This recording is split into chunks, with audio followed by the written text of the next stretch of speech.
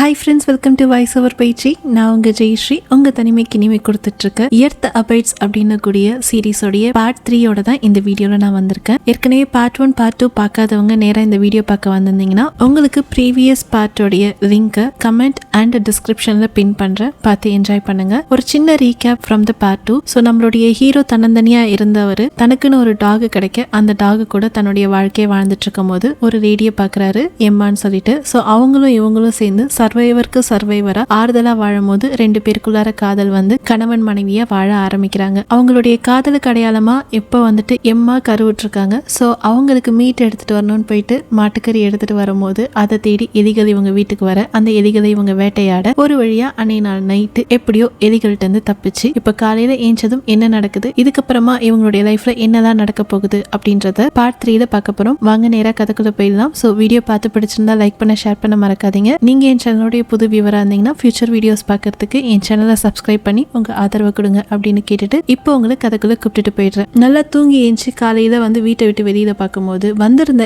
எல்லா எலிகளையும் காணும். எங்கடா போச்சு இவ்வளோ எலிகளும் அப்படின்னு இவங்க யோசிச்சுட்டு இருக்கும் போது தான் தெரியுது எலிகள் வந்திருக்குன்னா அதை வேட்டையாடுறதுக்கு பூனைகளும் வரும் இல்லைங்களா. ஸோ இப்போதான் இவங்களுக்கு கொஞ்சம் சந்தோஷமா இருக்கு. ஏன்னா இந்த உணவு சங்கிலி மூலயமா தான் இப்போ இவங்க தப்பிச்சிருக்காங்க. அவ்வளோ எலிகளும் இவங்க மேல படையெடுத்திருந்தா கண்டிப்பா இவங்களையும் பிச்சு கொதறி சாப்பிட்டுருக்கும். ஸோ அந்த மாதிரி எதுவும் நடக்காம பூனைகளால எலிகள் வேட்டையாடப்பட கொஞ்சம் இவங்களுக்கு மனசுக்கு நிம்மதியாகுது. அடுத்தடுத்த நாட்கள்ல ஹீரோயினுக்கு வந்துட்டு பிரசவ வலி வர எப்படியோ 2 பேரும் ட்ரை பண்றாங்க அந்த பிரசவத்தை நல்ல முறையில பண்ணிடணும்னு சொல்லிட்டு. ஹீரோயினும் எவ்வளவோ புஷ் பண்றாங்க. என்ன ஆயிடுச்சுன்னா குழந்தையோடைய கை வந்து அவங்களுடைய இடுப்பெலும்புல மாட்டிட்டு இருக்கதால அவங்களால மேற்கொண்டு புஷ் பண்ண முடியல. ரொம்ப வலியில துடிக்கிறாங்க. தன்னுடைய மனைவி வலியில துடிக்கிறத பார்த்து என்ன பண்றது அப்படின்னு தெரியாம நம்ம ஹீரோ ரொம்ப பதச்சு போக குழந்தையும் காப்பாற்றணும், இவங்களையும் காப்பாற்றணும், யாரையாச்சும் ஒருத்தவங்களையாச்சும் காப்பாற்றணும்னு சொல்லிட்டு மெடிசன் பத்தி எதுவுமே தெரியாம ஒரு ஹஸ்பண்டா அவர் ரொம்ப கஷ்டப்பட்டுட்டு இருக்க நம்ம ஹீரோயின் விடுற மாதிரி இல்லை. என்ன ஆனாலும் பரவாயில்ல, உங்க கையை உள்ள விடுங்க, குழந்தையோட கையை என்னோட இடுப்புல இருந்து எடுத்து மட்டும் விட்டுருங்க, ஆட்டோமேட்டிக்கா குழந்தை வெளியில வந்துடும் அப்படின்னு எம்மா இன்ஸ்ட்ரக்ஷன் கொடுக்க மனசுல அப்படிப்பட்ட ஒரு தைரியத்தை வர வச்சுட்டு அந்த இன்ஸ்ட்ரக்ஷன் படி என்ன பண்றாருன்னா அவருடைய கைகளை யூஸ் பண்ணி குழந்தைய வெளியில எடுக்க ட்ரை பண்றாரு. அதாவது ப்ராப்பரான பிரசவத்தை பாக்குறாரு. அதனுடைய பலனா குழந்தையோட கையில வர ஒரு வழியா பிரசவ வலியிலிருந்து அவங்களும் வந்துட்டு விடுபட 2 பேருக்கும் அவ்வளவு சந்தோஷம். உலக அழிவுக்கு பின்னாடி ஃபர்ஸ்ட் பிறந்த குழந்தை அப்படின்ற ஒரு பெருமையோட இந்த குழந்தை இந்த பூமிக்கு வர இதை பார்த்து இந்த தம்பதிகள் 2 பேரும் சந்தோஷப்பட்டு இருக்க இப்படியே நாட்கள் போக ஆரம்பிக்குது. குழந்தையும் வளர ஆரம்பிக்கிறா. ஸோ இப்போ வெளியில போயிட்டு சாப்பாடெல்லாம் எடுத்துட்டு வரும்போது எம்மா என்ன பண்றாங்க,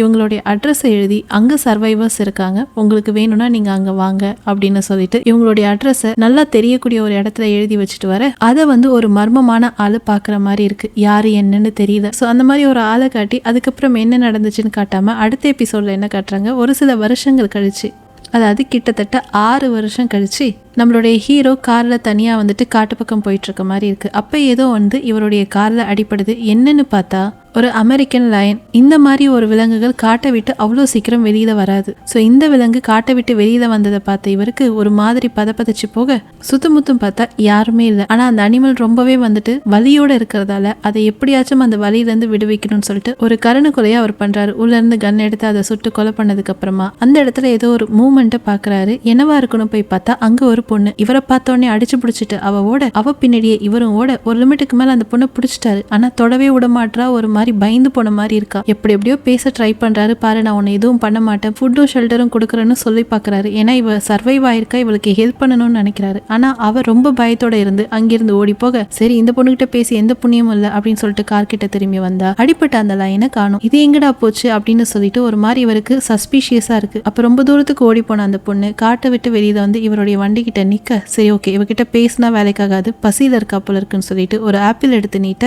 அதை பார்த்தோன்னே அந்த பொண்ணு என்ன பண்றா, கிட்ட வந்து பொறுமையா அந்த ஆப்பிளை வாங்கி பசி போல சாப்பிட ஆரம்பிக்கிறா. சோ இந்த சாப்பாடு அவளை கொஞ்சம் வந்துட்டு காம் பண்ணவே பொறுமையா ஏறி என்ன பண்றானா முன் சீட்ல உட்காராம இவரோட நம்பிக்கை இல்லாம பின்னாடி இருக்கிற அந்த ட்ரக்ல உட்காந்துட்டு வர நேரா இவர் அந்த பொண்ணு வீட்டுக்கு கூப்பிட்டு வர இப்பதான் இந்த ஃபேமிலியை காட்டுறாங்க. ஒரு குழந்தை தான் நம்ம பிறந்ததா பார்த்தோம், இப்ப 2 குழந்தைங்க விளையாண்டுட்டு இருக்காங்க. அது மட்டும் இல்லாம நிறை மாத கர்ப்பிணியா நம்ம ஹீரோயின் இருக்க தெரிஞ்சிடுச்சு. அடுத்தடுத்த குழந்தைகளை பெத்துட்டாங்க. ஏன்னா 6 வருஷம் ஆகுது இல்லைங்களா. ஸோ பாப்புலேஷனை வளர்க்குறாங்க போல இருக்கு. ஸோ அப்போ வந்துட்டு யாருங்க இந்த பொண்ணு அப்படின்னு கேட்க, இந்த பொண்ணை நான் வந்து காட்டுதை கண்டுபிடிச்சேன், ஆனால் பயந்துட்டு இருக்கா அப்படின்னு சொல்ல, சரி வாமா கீழே இறங்கி வாமான்னு எம்மா எவ்வளவோ கூப்பிட்டு ட்ரை பண்றாங்க. ஆனா அந்த பொண்ணா பயந்துகிட்டு அந்த இடத்த விட்டு நவரவே மாட்டா. ஸோ இப்போ இந்த பொண்ணை எங்க பார்த்தோம் எப்படி பார்த்தோம் அப்படின்னு சொல்லிட்டு உள்ள வந்து தன்னோட மனைவி கிட்ட அவர் பேசிட்டு இருக்கு.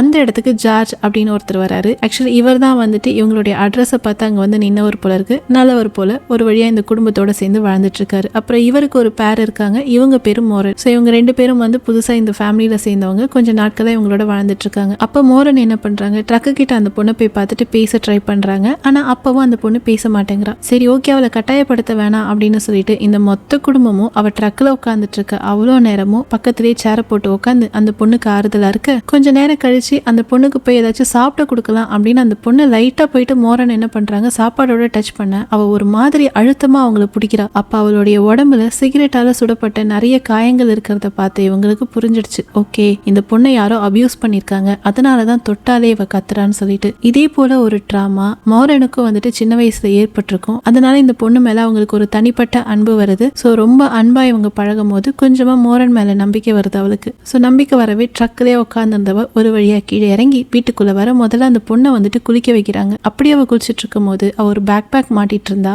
அந்த பேக் பேக்ல நிறைய வந்து டிஸ்டர்பிங்கான ஒரு சில டிராயிங்ஸ் இருக்கு. இந்த மாதிரி டிராயிங்ஸை மன அழுத்தம் இருக்கிறவங்க தான் வரைவாங்க.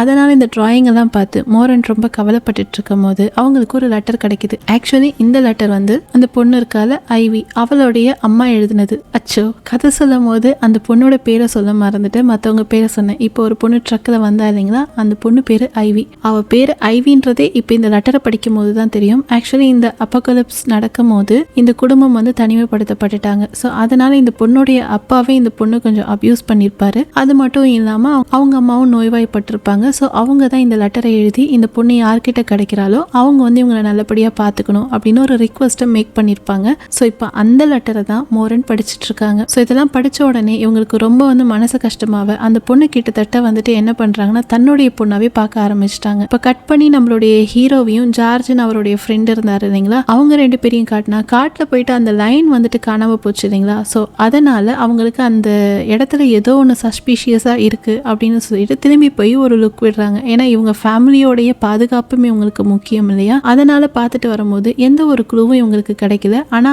அங்க ஒரு வீடு மட்டும் இருக்கு. அந்த வீட்டுக்குள்ள போனா யாரோ ஒருத்தவங்க, அதாவது ஒரு அடல்ட் மேன் வாழ்ந்ததுக்கான ஒரு சில தடயங்கள் இருக்கு. அதை அவங்க பார்க்கும்போது இங்க மோரன் வந்து இந்த கதையை படிக்கும் போது நமக்கு கனெக்ட் ஆகுது. ஸோ இந்த இடத்துலதான் அந்த பொண்ணை வச்சிருப்பாங்க போல இருக்கு. ஸோ அபியூஸ் பண்ணது மேபி ஏதோ ஒரு ஆண், அப்படி இல்லைன்னா அவங்களுடைய அப்பா அப்படின்னு தெரிய வர இங்க மேற்கொண்டு இருக்க தேவையில்ல, நம்ம பேசாம போயிடலாம் அப்படின்னு சொல்லிட்டு நம்மளுடைய ஹீரோவும் ஹீரோட ஃப்ரெண்டும் அந்த இடத்த விட்டுட்டு வந்துடுறாங்க. ஆனா அங்க இருந்த ஒரு சில டிராயிங் எல்லாம் இவங்க பார்த்துட்டு வந்திருப்பாங்க. அதை வந்து இங்க வீட்டுல சொல்லும் போதுதான் மோரனும் சொல்றாங்க, எனக்கு இப்பதான் புரியுது இந்த பொண்ணு அங்கிருந்து தான் வந்திருப்பா. ஸோ இந்த மாதிரி ஒரு சில விஷயங்கள் நடந்திருக்கு இந்த பொண்ணுக்கு, அவங்க அம்மா எழுதின லெட்டரை படிக்கிறேன் கேளுங்க அப்படின்னு சொல்லிட்டு அந்த லெட்டரை படிச்சு காட்ட அப்படி இந்த பொண்ணுடைய பாஸ்ட்டை காட்டுறாங்க. இந்த பொண்ணு எப்படி இருந்தா, எப்படி வந்து இந்த மாதிரி ஒரு நிலைமைக்கு வந்தான்னு சொல்லிட்டு. ஸோ அதனால மொத்த பேருக்குமே ஒரு பரிதாபம் கிரியேட் ஆகுது இந்த ஐவி மேல. ஸோ எல்லாரும் சேர்ந்து என்ன முடிவு எடுக்கிறாங்க, இந்த பொண்ணை நம்ம குடும்பத்துல ஒரு ஆளா வளர்க்க ஆரம்பிக்கலாம் அப்படின்னு சொல்லிட்டு அதுக்கு எம்மாவும் ஓகே சொல்ல இப்ப குடும்பத்துல எக்ஸ்ட்ராவா ஒரு ஆள் வந்திருக்காங்க. அடுத்ததா இந்த குடும்பத்துல யாராச்சும் வந்து சேர்ந்தாங்களா, இல்ல இந்த பொண்ணால இந்த குடும்பத்துக்கு ஏதாச்சும் ஒரு ப்ராப்ளம் வந்துச்சா அப்படின்றது எல்லாத்தையும் பார்ட் 4ல பார்த்துடலாம். ஸோ வெயிட் பண்ணுங்க, அதுல மிச்ச கதைகளை தெரிஞ்சுக்கலாம். கண்டிப்பா அடுத்தடுத்த பாகங்களும் உங்களுக்கு சுவாரஸ்யமா இருக்கும். வீடியோ பிடிச்சிருந்தா லைக் பண்ண, ஷேர் பண்ண மறக்காதீங்க. ஃபியூச்சர் வீடியோஸ் பார்க்க என் சேனலை சப்ஸ்கிரைப் பண்ண மறக்காதீங்க. அடுத்த வீடியோல சந்திக்கிற வரைக்கும் உங்களிடமிருந்து விடைபெறுவது உங்கள் Jayashree. Bye bye, take care.